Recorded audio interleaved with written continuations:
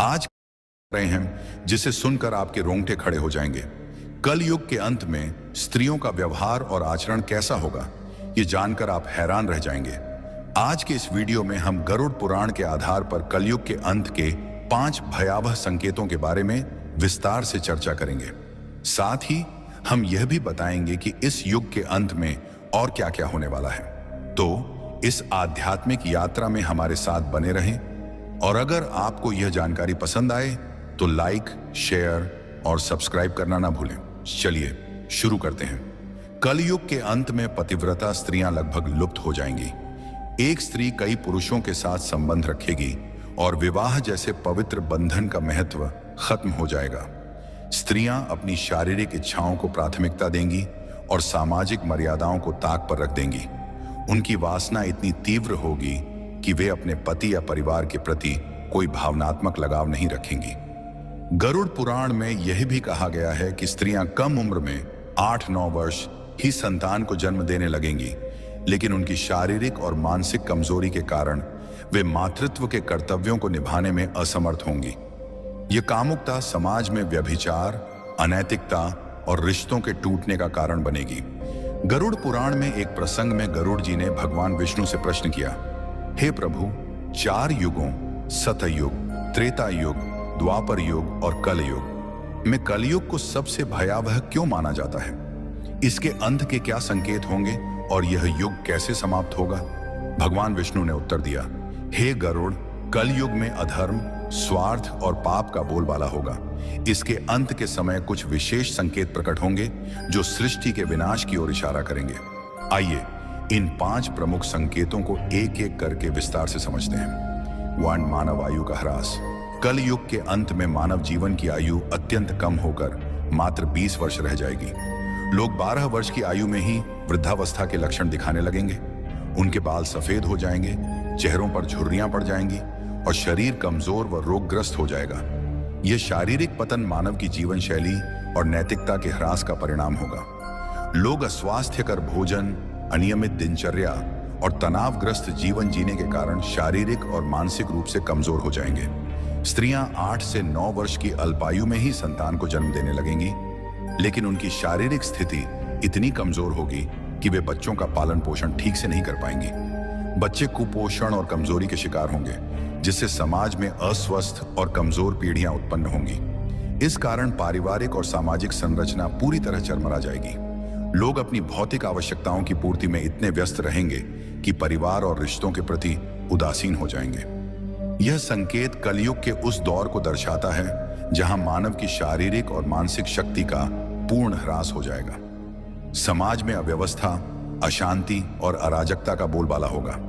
लोग एक दूसरे के प्रति प्रेम और विश्वास खो देंगे और स्वार्थ ही जीवन का आधार बन जाएगा। यह स्थिति हमें चेतावनी देती है कि शारीरिक और मानसिक स्वास्थ्य को बनाए रखने के लिए संतुलित जीवन शैली और नैतिकता का पालन आवश्यक है। तो पतिव्रता स्त्रियों का लोप। कलयुग के अंत में नैतिकता और धर्म का इतना ह्रास हो जाएगा कि पतिव्रता स्त्रियां लगभग लुप्त हो जाएंगी। एक स्त्री कई पुरुषों के साथ संबंध स्थापित करेगी, जो सामाजिक और नैतिक पतन का स्पष्ट संकेत होगा। लोग धार्मिक कार्यों जैसे पूजा पाठ, श्राद्ध, अंतिम संस्कार और विवाह जैसे संस्कारों को पूरी तरह त्याग देंगे। जल की कमी के कारण लोग स्नान करना बंद कर देंगे, जिससे शारीरिक और आध्यात्मिक शुद्धता नष्ट हो जाएगी। भोजन में मांसाहार का प्रभुत्व होगा और सात्विक भोजन जैसे फल, सब्जियां और अनाज दुर्लभ हो जाएंगे। लोग चमकीले, तंग और भड़कीले वस्त्र पहनेंगे, जो उनकी भौतिकता और आध्यात्मिकता से दूरी को दर्शाएंगे। समाज में स्वार्थ, लालच और छल कपट का बोलबाला होगा। रिश्तों में विश्वास की कमी हो जाएगी और लोग केवल अपनी सुख सुविधाओं के लिए जिएंगे। यह संकेत समाज में नैतिकता के पतन और रिश्तों के टूटने की स्थिति को दर्शाता है। लोग धर्म और कर्तव्यों से विमुख होकर केवल सांसारिक सुखों की तलाश में रहेंगे। यह स्थिति सामाजिक अविश्वास, अशांति और अनैतिकता को बढ़ावा देगी।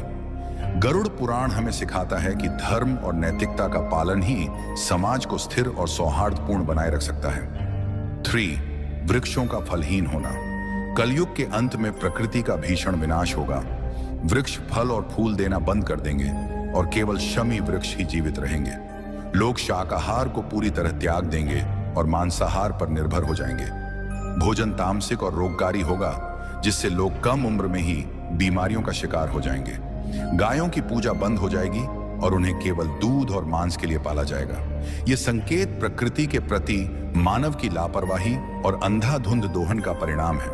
वनों की कटाई, पर्यावरण प्रदूषण और प्राकृतिक संसाधनों के दुरुपयोग के कारण प्रकृति का संतुलन बिगड़ जाएगा। वृक्षों का फलहीन होना और प्राकृतिक संसाधनों का ह्रास पर्यावरणीय असंतुलन को और गहरा कर देगा। समाज में भोजन की कमी के कारण लोग भूख और कुपोषण से ग्रस्त होंगे। यह स्थिति हमें पर्यावरण संरक्षण और प्रकृति के प्रति सम्मान की महत्ता सिखाती है। 4. अल्पवृष्टि। कलयुग के अंत में वर्षा अत्यंत कम हो जाएगी। खेतों में अनाज का उत्पादन बंद हो जाएगा और जो थोड़ा बहुत अनाज होगा वह छोटा, रसहीन और पौष्टिकता से रहित होगा। फलों में रस का अभाव हो जाएगा, जिससे लोग भूख और प्यास से तड़पने लगेंगे।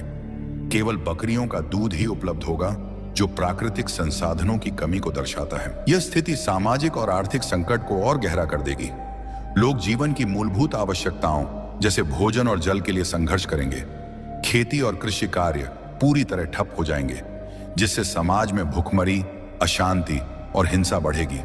यह संकेत पर्यावरणीय विनाश और मानव की लापरवाही का परिणाम है, जो हमें प्रकृति के संरक्षण और संतुलित जीवन की आवश्यकता की याद दिलाता है।